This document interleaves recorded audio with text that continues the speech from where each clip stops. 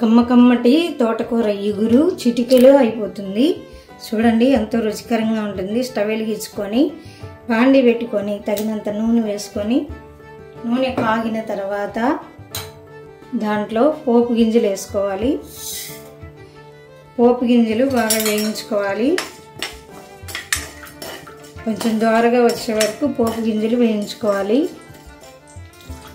ముందుగా మనం తోటకూర కట్టలు సన్నగా శుభ్రంగా కడుక్కొని సన్నగా తరిగి పెట్టుకోవాలి. ఇలా నేను ఒక 3 కట్టలు తీసుకున్నాను. 3 కట్టలు సన్నగా తరిగి పెట్టుకున్నాను. పోపు గింజలు వేగుతూ ఉండగానే సన్నగా తరిగి పెట్టుకున్న పచ్చిమిరపకాయలు, అలాగే సన్నగా తరిగి పెట్టుకున్న ఒక పెద్ద ఉల్లిపాయ ముక్కలు,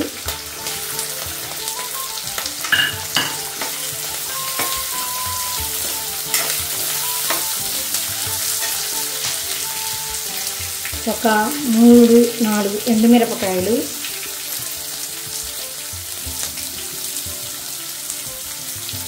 మూడు 4 వెల్లుల్లి రెబ్బలు వేసి బాగా వేయించుకోవాలి. ఉల్లిపాయలు దోరగా వచ్చే వరకు వేయించుకోవాలి.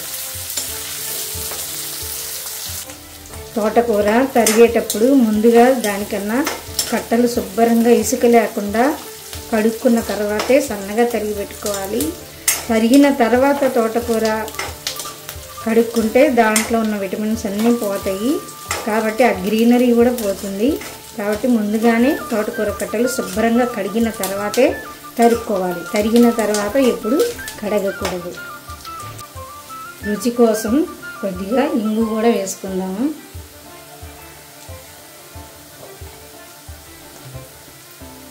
అలాగే కొంచెం పసుపు.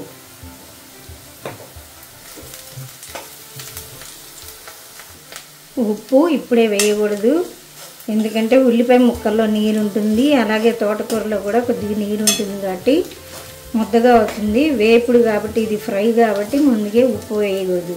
చూసారా, ఉల్లిపాయ ముక్కలు దోరగా వేగినాయి. ఇప్పుడు మనం తరిగి పెట్టుకున్న తోటకూర వేయాలి.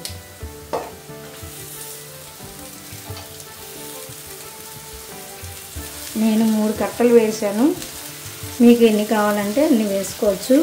వేరే దీంట్లో కారం వేయవలసిన అవసరం లేదు. పచ్చిమిరపకాయలు ఎండుమిరపకాయలే దీనికి కారం సరిపోతాయి. కావలసిన వాళ్ళు వేసుకోవచ్చు. ఇలా తోటకూర వేసుకున్న తర్వాత కిందకి పైకి కలుపుకోవాలి.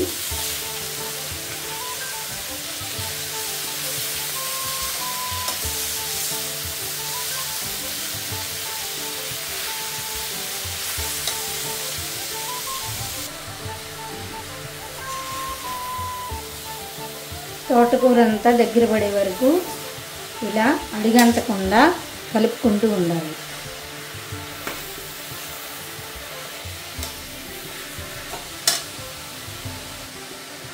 మూత పెట్టకుండా ఇలాగే వేయించుకోవాలి.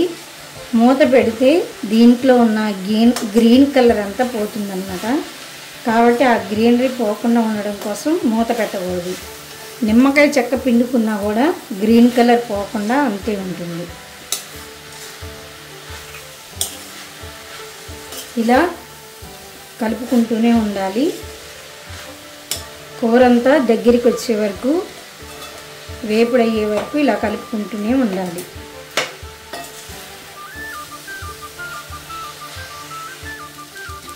చూసారా, తోటకూర చక్కగా ఫ్రై అయింది.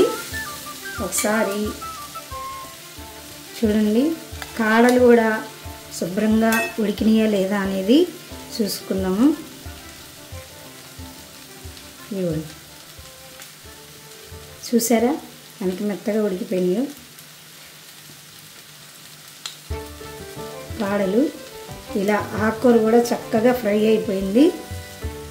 ఇప్పుడు మనం సాల్ట్ వేసుకోవాలి.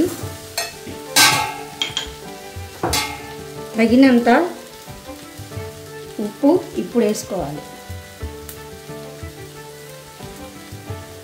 కారం ఇంకా వేయనవసరం లేదు, ఎందుకంటే ఎండుమిరపకాయలు పచ్చిమిరపకాయలు వేసాం కాబట్టి అవే సరిపోతాయి.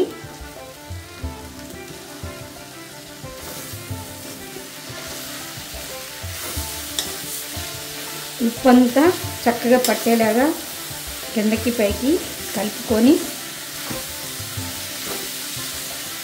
వేడి వేడి అన్నంలో నెయ్యి వేసుకొని అప్పటికప్పుడు చేసిన తోటకూర ఫ్రై వేసుకొని తింటే ఆ టేస్టే వేరండి.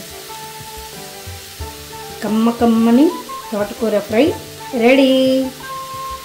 Like, share, subscribe. Thank you for watching. Bye friends.